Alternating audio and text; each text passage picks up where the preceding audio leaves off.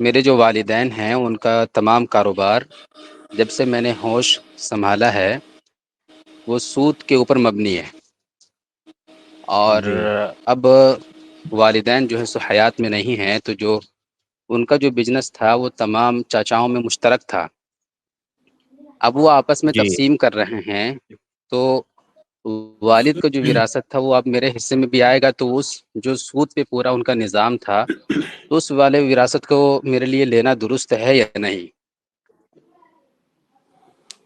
بھائی کا سوال یہ ہے کہ کوئی انسان ہے جو اپنی زندگی میں سودی کاروبار کے ذریعہ سے اس نے دولت کمایا ہے، تو کیا اس کی وفات کے بعد وہ اس کا مال اس کے ورثہ کے لیے حلال ہوگا، ورثہ کی طرف منتقل ہوگا وہ مال کی نہیں؟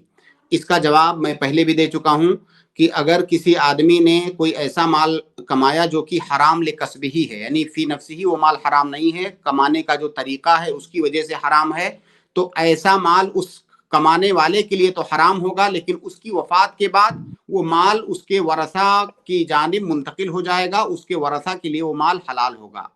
وہ مال آپ کے والد نے کمایا تو ان کے لیے تو حرام ہے، لیکن ان کی وفات کے جی بعد جی ان کے جو بھی ورثہ ہیں وہ مال ان کے لیے حلال ہوگا۔ دوسری بات، اگر ورثہ چاہتے ہیں کہ ہم ورع اختیار کریں، زہد اختیار کریں، ہم اسے نہیں استعمال کریں گے،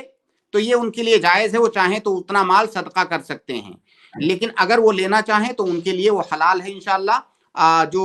شریعت کے اصول ہیں ان اصولوں کی روشنی میں، کیونکہ اصول یہ ہے کہ جو مال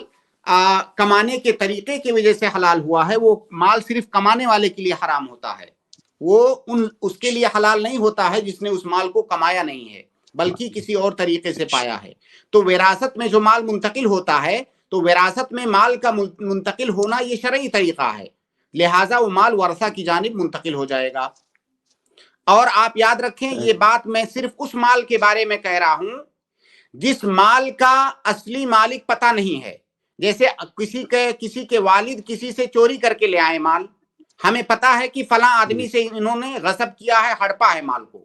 اب ان کی وفات ہو اچھا جاتی ہے تو ورثہ کو چاہیے کہ وہ ہڑپا ہوا مال، ظلم سے لیا ہوا مال اس آدمی کو دے دیں جس کے بارے میں پتا ہے کہ یہ مال اسی سے لیا گیا ہے۔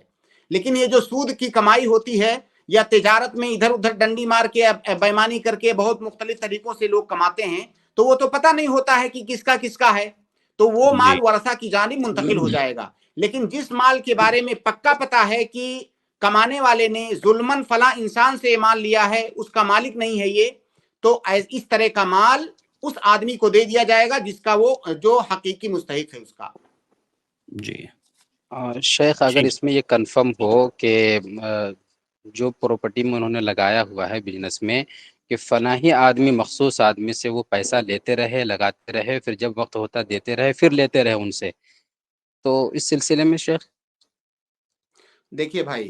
جو آپ سودی کاروبار ہے نا، سودی کاروبار جی میں جی آپ جس کے ساتھ کاروبار کرتے ہیں آپ اس کے اوپر ظلم کر کے وہ مال نہیں لیتے ہیں، ایسا نہیں ہے کہ زبردستی آپ نے اس سے لے لیا ہے، اس حرام کام جی میں باقاعدہ طور سے وہ سود لینے دینے والا آپ کے ساتھ شریک ہوتا ہے،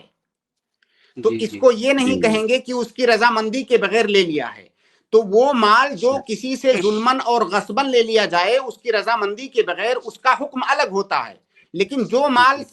حرام طریقے سے کمانے میں سامنے والا بھی آپ کا شریک ہے تو وہ مال اس جی آدمی کو واپس نہیں کیا جائے گا، کیونکہ اس حرام کاری میں سامنے والا بھی شریک ہے، لہٰذا وہ مستحق نہیں ہے اس بات کا۔